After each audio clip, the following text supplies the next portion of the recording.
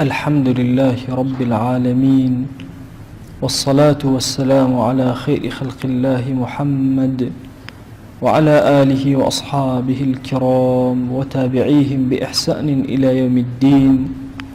ربنا أرنا الحق حقا وارزقنا اتباعه، وأرنا الباطل باطلا وارزقنا اجتنابه. ربنا آتنا في الدنيا حسنة وفي الآخرة حسنة وقنا عذاب النار. إيمان داراني برز خوشويست، سرتا دسكين بوتارة كمان بدا صلوات لسر بيغمري خواص الله عليه وسلم علين. اللهم صل على سيدنا محمد وعلى آله وصحبه وسلم. اللهم صل على سيدنا محمد وعلى آله وصحبه وسلم. اللهم صل على سيدنا محمد وعلى آله وصحبه وسلم. اللهم صل على حبيبنا محمد وعلى آله وصحبه وسلم. اللهم صل على حبيبنا محمد وعلى آله وصحبه وسلم. اللهم صل على حبيبنا محمد وعلى آله وصحبه وسلم. اللهم صل على شفيعنا محمد وعلى آله وصحبه وسلم.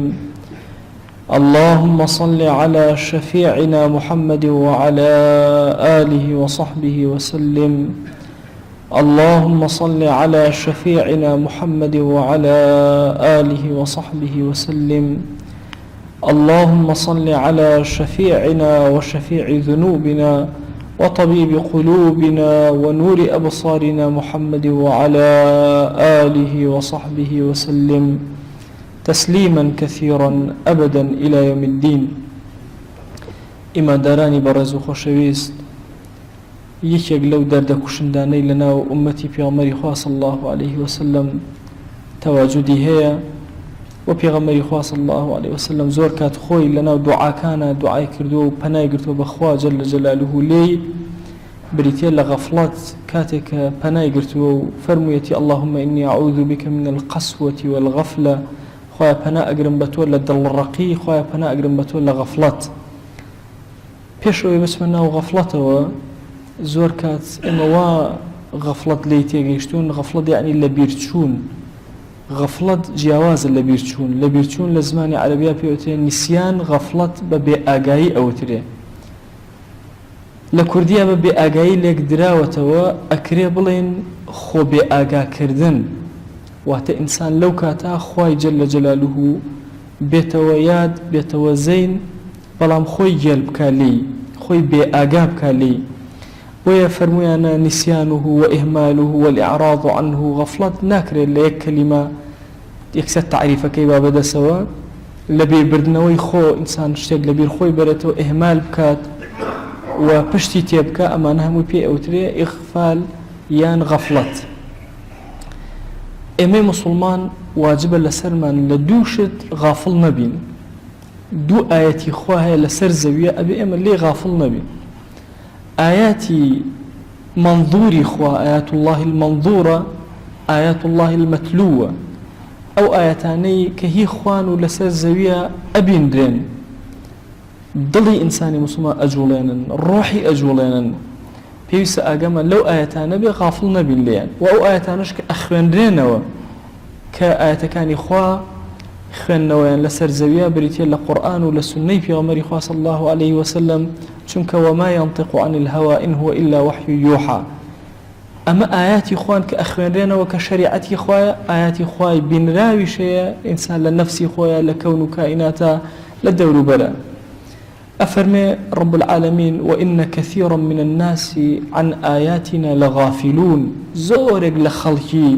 لآياتك كان إيما غافلا، ش آياتك منظورة سير أكرين، ش آياتك مقروء متلوة كبيس أكابيخن وبأجان لي. أفرمي وكأي من آية في السماوات والأرض يمرون عليها وهم عنها معرضون. أفرمي زور آية هي لأسمان كان للزوي إنسان كان أتشن بسرية أتشن بلايا بلان پشتی تی اکن معرضن تنبیه ورناگرن درسي لي ورناقرن وإذا تتلى عليه آياتنا ولا مستكبرا أجر آيات كان قرآن بسريا بخيانته وبشت أكاته وكأن لم يسمعها كأنما هرني بستوى كوابو إما دوجور آياتي خوامان هي آياتك لسر زوي وكون كائناتها هي ومفروضة إما بيخوانينوا وآياتي كشمان هي كبريتي لقرآن كالخزمتها بين يا سنة بيغمري صلى الله عليه وسلم يا شريعة بعام هميشه إنسان كان أجر فرياي خويا نكون لنو غفلتا وكو تيه بني إسرائيل وهاي غفلت إنسان وأزان إيشكات وتصورك وهم يحسبون أنهم يحسنون صنعا وأزان إيشي باشك ولا إيشكي باجنية تيه بنو إسرائيل تشل صال بنو إسرائيل خويا ورع عقوبيدا لشوينك هر أهاتنو أتشون أجيشنو شويني خوان نياتوني لو شوين درسن زوي خويا إرادة وهابي سر لكسيك سر قردان كا نكتشل صال هزار صال لشوينك بصورته وهل لو شويني خويا نجولاو هستي شي بينك لو أزاني أروات غفلت لإنسان وكو تيه بنو إسرائيل وايا أم إنسان أروات بملا يا أروا بولا يا أروا هستيش أكا إيشي باشي كدو والله هيتشي شي ديارنيا بريزي ديارنيا كاتي إنسان ضلي بربولة دنيا همو حياتي لقل دنيا خوش يستي دنيا ضلي داير كرتوش يام غفلة أبي ضلي رقبي غافل أبي لأخوة أجي لأخوة نامني جناها كا هسناك جناهي كردو أما غافلة يتيه أنواع جوري جناها كا هستي بيناك طبعا هر بعام استئما سير كنتوش جناهي غيبتها توين باسي كسي كن هسناك جناه ما كردو جاري وهي إعلام وما ليك دروب مسلمان هلا بسي شو إعلام أمر زور دوري كي نفاقاني خطر أبيني جاران نفاقي ببرنامج نبو إسا نفاقي ببرنامج هي لروي إعلامه قناعت بتو أكن كأمشتوى هاي توج لو باسيكي حقيقتي شيني أصل أساسيني سياستي أمره لهم عالمة لسر ظلم الدرو بابندا ظلم لخلق بكري وبدرو ظلم كان لا شيرين بكري همو سياستي كافر لأمره يا بريتيا لما بويا مسلمانان أركي زور قول لسر شانيانا بويا عدالتي خواب قرأته وسر زوي خلق لدرو ظلم رزقاري بيه كاتك إنسان سيرك هسناك بميك جناهي كردو ديان جار إخبارك باس كردو دروج وهر أصله أساسي نبو دواي وما درك دواي چندين صال أو هوالهما قناعت من بيك الدروب توشي درو أبي وكواتيه بني إسرائيل بيين وأرون أقام لخماني إنسان ككوتنا وأمتيه غفلته حالتي تشيلي باشترين كاتكاني عبادتي دور الأخوة باشترين كاتكاني عبادت نيش باشترين كاتكاني عبادتي واستوى لو كانت دور لرب العالمين ضلي لا إخواني جل جلاله واستوى لبردم خوايك عظيمة خاوني كون كائناتا أزاني أي ناسي أزاني هرچيش تبدسي أوى دا صلاتي أوى كاتك واستوى لبردم يا ضلي لا أونية جستي لبردم أوى واستوى ضلي لبازارة ضلي للدروة ضلي دورة ضلي بلاي هموشتكي دنيا وأروا هسناك بوي كلا بردم خوايا واستوى أما غفلت أما اللي بيرتوني كبرا أقايل خويتي نيرجك واستوى بوي أفرمي والذين هم عن صلاتهم ساهون أو أني غافلون لنيرجكان يعني نقلنا نيرجكان يعني سهوكا يخواي قورا عفوتك بيغمبر صلى الله عليه وسلم بيغمبر يخوش يسمان سوي كل نيرجكي نيورويا لبريد شواركا دور كاتي كده أو بو ذي اليدين بوي راس كرده وبيغمبر يخوة صلى الله عليه وسلم فرمي يا رسول الله صلى الله عليه وسلم لبيرد برايا أنسيت يا رسول الله صلى الله عليه وسلم لبيرد شوته وأم قصرت الصلاة يعني يشكرت كرايا فرمي كل ذلك لم يكن هيك شيء لو أنا نبو كما السهوة إنسان كان سهو أكن بلام غافليتي خطرة تو بوستي لبردن رب العالمين ودل الله النبي بروجوي وأقاد لأخوات نبي كبروجوي نزاني بوشي بروجوي بويا دردي غفلت دردي زور خطرناك هر كوملقايا كوتنا ودردي غفلته وهر كسي كوتنا ودردي غفلته وأزاني إيشي باشك هيج أقايل أخوينك وإيشا كاني باش نين بويا براسي كسي مسلمان أبي تشاوي بكاته وتشاوي دلي كاته أقايل أبي لنو غفلته أخوي الرزقار كابيت درو والله إنسان جاري واهيا لأسناء قناها أخوي بير أكيوته بلام خوي جيلك هەندێک جار ڕەحمی خوا ئەهێنێتە پێشەوە بۆ ئەوی خۆی لەبیر بەرێتەوە، غەزەبی خوا، نیقمەتی خوا، تووڕەیی خوا، ئەمان لە یادی خۆی ئەباتەوە، نەک لە بیری ئەچێتەوە، لە یادی خۆی ئەباتەوە. بۆیە کەسی ئیماندار چی بکە بۆ ئەوی لە غەفڵەت ڕزگاری بێت، چی بکە بۆ ئەوی دڵی بجوڵێ، هەستی بجوڵێ، کە گوناهی کرد بزانە گوناهی کرد، کە تاعەتێکی کرد جوان نەبوو هەستکە کە ئەم تاعەتەی جوان نییە، چی بکە کە ئەم دڵی بۆ دروست بێت. بەڕاستی دەردی غەفڵەت بەهێزێکی زۆر گەورە ئینسان لە ڕزگاری ئەبێ و نەجاتی ئەبێ. ئەویش ئەوەیە بێ سەرەتا لەگەڵ خۆیان دابنیشە بزانێت لە چەند خاڵات تووشی غەفڵەت هاتووە، چونکە هەموو ئینسانێک إلا لە کۆمەڵی خاڵات تووشی غەفڵەت ئەبێ. إنه ليغان على قلبي وإني لأستغفر الله في اليوم أكثر من 70 مرة. پیغمبریان صلى الله عليه وسلم فرمي هەندێک جار شەیطان كأنما پەردەیەک ئەهێنێ بەسەر دڵما لە ڕۆژێکە 70 جار ئەستەغفر الله ئەکەم و ئەو پەردەی شەیطان لاچی. پیغمبری خوا صلى الله عليه وسلم ئەمن فەرمێ ئەبێ ئێمە چۆن شەیطان زەفەرمان پێ بێنێ، چۆن ڕزگارمان بێ لەم غەفڵەتە. کۆمەڵێک وەسائل هەن کە ئەگەر بمانەوێ لە غەفڵەت ڕزگارمان بێ بەهۆی ئەمانەوە ڕزگارمان ئەبێ. سەرەتا ذیکری خوا زۆر بکرێت، ذیکری خوا حتا بکرێت دڵ بە تایبەتی بەبێ زمان جوڵاندنی زمان، بەبێ ئەوەی خەڵک ئاگای لێبێ لە شوێنێکای دەمت مەکەرەوە، بە دڵ ذیکری ڕەب العالەمین کە ئەم جۆرە ذیکرە کە ئینسان بە ناخی ئەیکات با دەمی نەجوڵان دەبێ، با بەرامبەرەکانی هەستیان پێ نەکرد بێ. باشترین جۆرێکی ذیکرە کە دڵی ئینسان لە غەفڵەت ڕزگارەکات و ئاگاداری ئەکات، چونکە ئینسان کە بەدەم ذیکرەکە تأثیری ئەبێ لەسەر دڵی، بەڵام ئەگەر بە دڵ تأثیری کرد، بە دڵ ذیکری کرد، تأثیری لەسەر هەموو لاشە و جەستەی ئەبێ. دووهەمین دانە قورئانی زۆر بخوێنێ، سێهەمین دان لە مەجالیسی عیلما زۆر دابنیشە، لەکوێ زانی محاضەرەیەکەیە، دەرسێکەیە، وتارێکەیە، لە یوتیوبەکەیە سەیری کرد دەیان وتار ئێستا لە بەردەممانە لە ماڵەکانمانە، یەکسەر پەلامەر بدای گوێ بگرێن. ئینسان یەکێک لەو کاتانێکەوە تووشی غەفڵەت نابێت یا مەجالیسی ذیکرە. ناو مەجالیسی ذیکرە ئینسان بە ئاگایەتەوە. أصحاب رسول الله صلى الله عليه وسلم أن فرمي يا رسول الله صلى الله عليه وسلم أترسين توشي نفاق بين لا يتودل منظور بأجايا كدور أكينو دل من وكنا ومزجوت نامنه بويا مجالسي ذكر علم زور جوريه كإنسان تياه شيار بيته ذكر زور تأثيره أفرمي خواجان واذكر ربك تضرعا وخيفة ودون الجهر من القول بالغدو والآصال ولا تكن من الغافلين. أما أجور الذكر كعرسانكم بذكر الدل باسكري خواجان القرآن أفرمي ذكر رب العالمين كتضرعا بسهر نبي كردن ضلط بان نبي بلوكاتا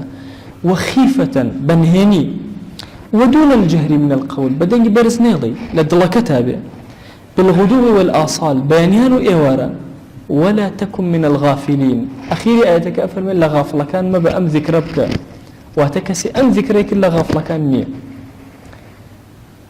ابن القيم رضي رحمة خوي لي بالصبر من مجالس علم أفرمي مجالس علم مجالس ملائكة إنسان ضلي وكو ضلي ملائكة ليه لغفلة رزقاري أبي ملائكة دعاي بوك حتى تضرعك إنسان لبردم خوايا خشوع بنوين زياتر زوتر درجة كان لي أكرته حتى زياتر لخزمتي قرآن برواك جاري واي إنسان توشي غفلة أبي آياتي قرآن أخوانته بهو عظمته هيش تأثير لناك هەندێک جاریش کە دڵەکەی ناسک بووتەوە غافڵ نییە بە ئاگایە ئاەتێک ئەخوێنێتەوە یەکسەر تەئسیر لە دڵەکەی ئەکات دڵی ئەجوڵێنێ تەئسیر لە ناخی ئەکا ڕۆحی ئەبات. بۆیە ضرورە لە خزمەتی قورئانە لە خزمەتی ذیکرا لە خزمەتی مەجالیسی عیلما بین. دوعاکردنی زۆر و پاڕانەوەی زۆر خۆنەویکردن لە بەردەم ڕەب العالەمینە بۆی خۆی گەور لە غەفڵەت ڕزگارمان کرد. نوێژەکان بە جەماعەت لە مزگەوتە هەر 5 نوێژ زۆر تەئسیری لەسەر بە ئاگایی ئینسانی موسڵمان. چەندێک ئالوودەوی بە مزگەوتە ئەوەندە زیاتر بە ئاگای ئەوەندە زیاتر ڕۆحت زیندووە دڵت کراوەیە هەر چۆنێکت کردووە قیام اللەیل وەلەو لەحزەیەک بێ لە شەوە هەد بێ. ئیمامی غەزالی شەوەکان زۆر تەوزیعێکی گەورە ئەکا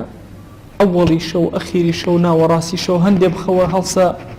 تەوزیعاتێکی زۆری شەوەکان ئەکا ئەفەرمێ ئەگەر هەر پێت نەکرا شەو زیندووکەیتەوە ئەگەر خەبەرت بوویەوە هەستایتەوە دەستنوێژ بگرە ڕوو بە قیبلە دابنیشە تۆزێک بۆی لەو کەسانە حیساب نەکرێت کە غافڵی ئەو کەسەی شەو هەتا بەیانی هیچ ئاگای لە خۆی نەبێ غافڵە ئەفەرمێ ئەگەر ئەمەت هەر پێ نەکرا نەتوانی دەستنوێژ مەگرە بەڵام لە جایەکەت هەڵسەرەوە ڕووکەرە قیبلە هەر ئەوەندە هەڵسەرەوە ڕووکەرە قیبلە ذکرێکی رب العالمین کە بۆی لە غافڵەکان حساب نەکرێ سبحان الله بکە الحەمدولله بکە ئەی ذکر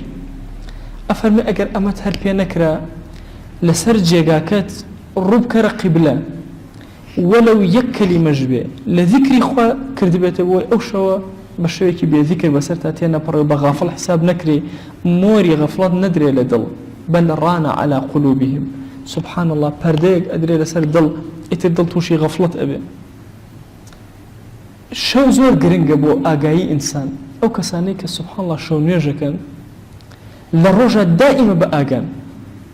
ئەها ئینسان کە ئولفەت ئەگرێ بە ڕۆژووەوە لە دوای مانگی ڕەمەزان هەندێک جار خەریکە دەست ئەبا بۆ ئەو ئاوێک خواردنێک هەمیشە هەستی وایە کە بە ڕۆژووە چونکە ئولفەتی گرتووە بە ئاگایە سەرەتای ڕەمەزان هەندێک جار لی تێکەچێ هەروە ئەزانێ بە ڕۆژوو نوێ دەست ئەبا بۆ خواردنێ شتێک بەڵام کە ئەگاتە ئەخیر و دوای ڕەمەزان هەندێک جار ئەو هەستەی بۆ دروستە بێ ئەفەرمون ئەو کەسەی کە شەوی زیندوو بێ ئەو هەستەی زۆر زۆرە هەموو لەحظەیە هەموو چرکەیەک هەست بە وجودی خوا ئەکە کاتێک کە ئەیوە قسەیە بکات بیرەکاتەوە ئایا خوا لێ ڕازیە ئەم کەسە کەسی شەو نوێژە ئایا ئەکرێ لە ڕۆژە زمانی ئیلاهی نەبێ شەوی ئیلاهی بێ و ڕۆژی ئیلاهی نەبێ ئەوە دەست بەرە بۆ حرامێک ئەوەستێت ئەوە خراپەیە بکە نایکات لە مەجلیسێکا غیبەتەکرێت دڵی دائەگیرێ ڕۆحی زیندوو ئەبێ دڵی زیندوو ئەبێ غەفڵەت بەسەریەوە نامێنێ بۆیە شەو نوێژێکێکە لەو شتانەی کە زۆر گەورەی ئینسانی موسڵمان بتوانێ ئەگەر کەمێکیش بێ پێش نوێژی بەیانی بەخەبەر بێ لەو کاتە ذکر و یادی رب العالمین کە ئیلە دەرگاکانی غەفڵەت لەلای ئەو نامێنن دائەخرێن هەموو دەرگاکانی بەسیرەتی بەسەر ئەکرێتەوە چەندێ ئینسان کۆتا خاڵم لە خزمەتانە بچێتە سەر قەبرستان ذکری مردن کە ئەوەندە زیاتر چاوی ئەکرێتەوە ڕزگاری ئەبێ لە غەفڵەت بەخوا ئینسان کە ئەچێتە سەر قەبرستان ئاوا چاوێک ئەنوقێنە سەیرەکە ئەم هەموو پیاوە جوانە کە لەم جوانتر بوون ئەم هەموو ئافرەتە کە لەم جوانتر بوون هەمویان مات و خامۆش کەوتون کاتێک کە ئەبینێ چەند کەس لەم زۆر دەوڵەمەندتر هەمویان کۆتاییان پێهاتووە لەم عالمتر و زاناتر لەوێ ڕاکشاون خامۆشن چەند کەسی زۆر بەهێز و پاڵەوان لەوێ کەوتون و خامۆشن چەند کەس کەوا شخصیاتی زۆر گەورە گەورەیان هەبوو خەڵک هەموو ئەیناسین مات و خامۆشن لە ناو سکی خاکە ئینجا لێرە دەرگایەکی زۆر گەورەی ڕەحمەت بەسەر دڵی ئەکرێتەوە لە غەفڵەت ڕزگاری ئەبێ پەردەی غەفڵ لەسەری لا ئەچێ چاوەکانی دڵی ئەکرێنەوە ئەزانێ کە چۆن پەیوەندی بکە بە رب العالمینەوە چۆن لەگەڵ ئەوا بێت بەخوا ئینسان کە لەسەر قەبران ئەگەڕێتەوە کاتێ هێتەوە ناو ماڵ و مناڵ هێشتا ئاستی سەر قەبرانەکە بەری نەداوە هەستەکات ئەها کەسێکی نزیکی لێ ئەمرێت چەند ڕۆژ تەئسیر لەسەر ئەو ماڵە ئەکە زیکریان یادیان هەمیشە کەسە مردووەکە ئەها چەند لەگەڵ ئێمە چەند ئەگەڕا هەڵ ئەسادە ئەها ئێستا نەماوە ڕەفیقەکان کاتێک کە ڕەفیقێکی زۆر خۆشەویستیان ئەمرێ لاوەکان تا مدەتێکی زۆر لە دڵیان دەرناچ لە لادەیە مەلایەتیم ئەکرد گەنجێکی زۆر جوان لە ئەهلی مزگەوت وەفاتی کرد لە دوای ئەو بە فترەیەکی زۆر نوێژی بەیانی هەموو لاوەکان لە ناو مزگەوتە حازر بوون ئامادە بوون هەمیشە بۆم باسەکردن ئەموو ئەم لاوە وەرەقەیەکی یاوە بە من بۆتان بخوێنمەوە باسی ئەوەی ئەکرد کە چەند جار لە نوێژە جەماعەتەکانە ئامادە نەبوو چەند پەشیمانە چەند جار لە ذیکرێکە ئامادە نەبوو پەشیمانە لە دەرسێکە ئامادە نەبوو پەشیمانە لاوەکان هەمویان بە ڕۆحێکی زۆر گەورەوە ئەهاتن چونکە دەرگای غەفڵەت لەسەریان داخرا پەردەی غەفڵەت دڕا نەما لەسەریان ئینجا ئەوان زۆر بە ئازایانە هاتوون خەریکی تاعەت و دینداری بوون بەخوا ئێستش ئێمە ئاوهین ئەگەر زوو سەردانی مردوەکانمان کەین زوو سەردانی گۆڕستان کەین ئەم پەردەی غەفڵەتە لەسەر دڵمان نامێنێت چاوی بەسیرەتمان ئەکرێتەوە ڕۆحمان دڵمان هەستمان هەموو بە ئاگا ئەبێتەوە داوا ئەکەین لە زاتی پاکی پەروەردگار و لێ ئەپاڕێنەوە لێ ئەلاڵێنەوە ئەڵێن یا ڕەبی پەروەردگارە داوات لێ ئەکەین پەنا ئەگرین بە تۆ لە غەفڵەت پەنا ئەگرین بە تۆ لە قەسوەت پەنا ئەگرین بە تۆ لە شەهوەت خۆی پەنا ئەگرین بە تۆ لە ڕیا پەنا ئەگرین بە تۆ لە تەکەبور پەنا ئەگرین بە تۆ لە ترسنۆکی خواهی پناه اگرین بتو لفقیری، خواهی پناه اگرین بتو لکفر، خواهی پناه اگرین بتو لنفاق، خواهی پناه اگرین بتو لفسق یا اکرم الاکرمین، خواهی پناه اگرین بتو لشرک، خواهی پناه اگرین بتو لشرک، خواهی پناه اگرین بتو لشرک، خواهی پناه اگرین بتو لخرابی عاقبت یا رب العالمین، خواهی جان بصیرتی ظلمان بکرو یا اکرم الاکرمین، خواهی داوال لی اکن بناوی جوانت بصفتی برزت باسم عظمت لخوی غفلت بآقا من بین یا اکرم الاکرمین، خواهی چشم خراونا و طاعتکان من گناه بلا من و زور گورک یا اکرم الاکرمین، خواهی جان پناه اگرین بتو لگناه کان من، خواهی پناه اگرین بتو لگناه کان من، خواهی گناهانه بشو کردو من عفو من که، بروش کردو من عفو من که، لمو پیش کردو من عفو من که، لمو پاش ایکین عفو من که، یا ربی پروردگارا داوای عفو کرمی تو اکین یا اکرم الاکرمین، خواهی داوای برکتی تو اکین یا رب العالمین،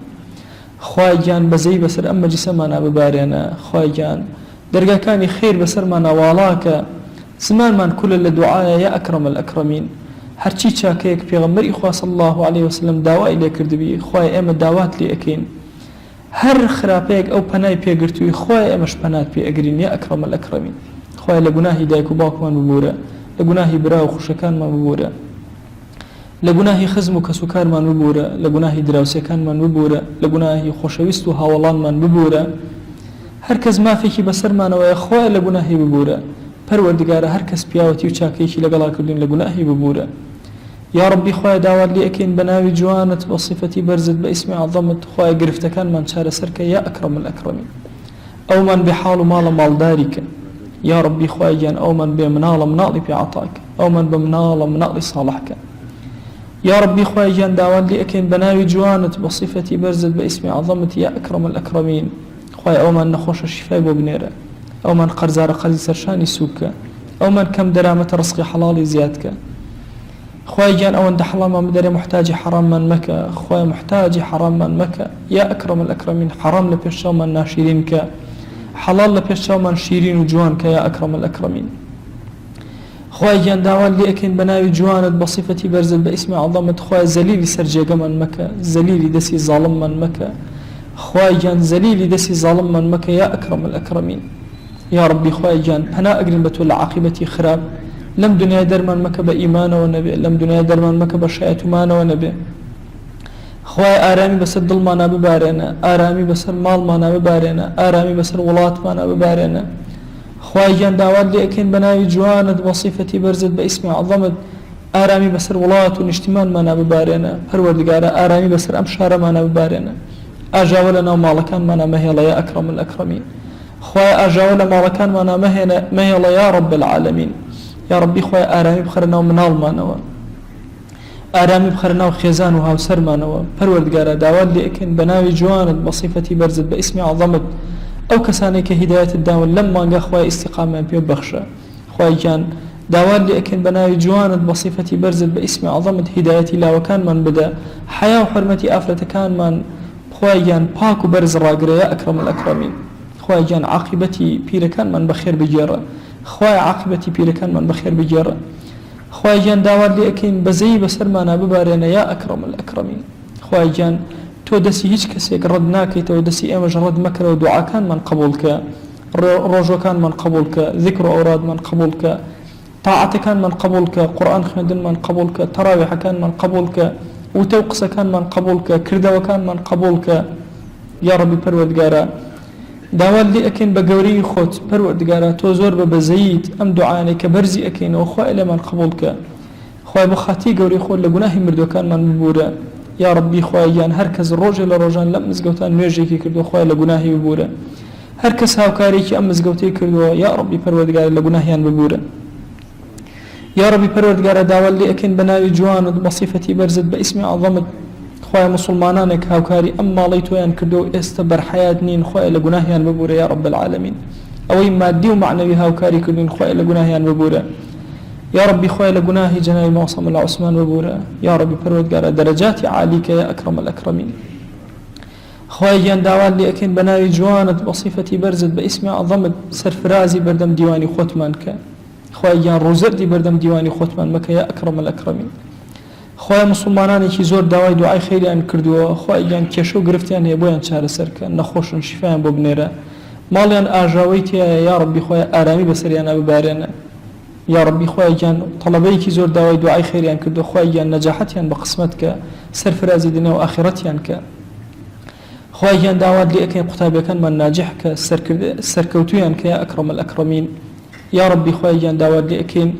ئەم وڵاتی ئێمە بۆ ئاقایەکی باش خۆی گیان بهێنە یا ئەکرەم الئەکرەمین، خۆی گیان کەسانی ساڵح و دیندار و خواناس و دەسپاک و ئەمین کەرە گەورە و ڕابەری وڵاتەکەمان یا ڕەب العالەمین، یا ڕەبی خۆی گیان پەنا ئەگرین بە تۆ لە حیزبایەتی، پەنا ئەگرین بە تۆ لە بچووک بوونەوە یا ڕەب العالەمین، خۆی گیان داوات لێ ئەکەین ئەم بەرەکات و نیعمەتەی خۆت کە بەسەرا باراندوین خۆی لێمان مەسەنەرەوە، سەلبی نیعمەتمان مەکە، چاوەکانمان لێ مەسەنەرەوە، پەروەردگارە گوێکانمان لێ مەسەنەرەوە یا ڕەب العالەمین، داوات لێ ئەکەین بە گەورەی خۆت نوری ئیمانمان مەکوژێنەرەوە یا ئەکرەم الئەکرەمین، خۆی هیدایەتمان زیاد کە یا ڕەب العالەمین، خۆی گیان داوات لێ ئەکەین بە گەورەی خۆت ئەم دوعاینەمان قبول کە، خۆی ئەم دوعاینەمان قبول کە، خۆی ئەم دوعاینەمان قبول کە. آمين آمين والحمد لله رب العالمين وصلى الله على سيدنا محمد وعلى آله وصحبه وسلم.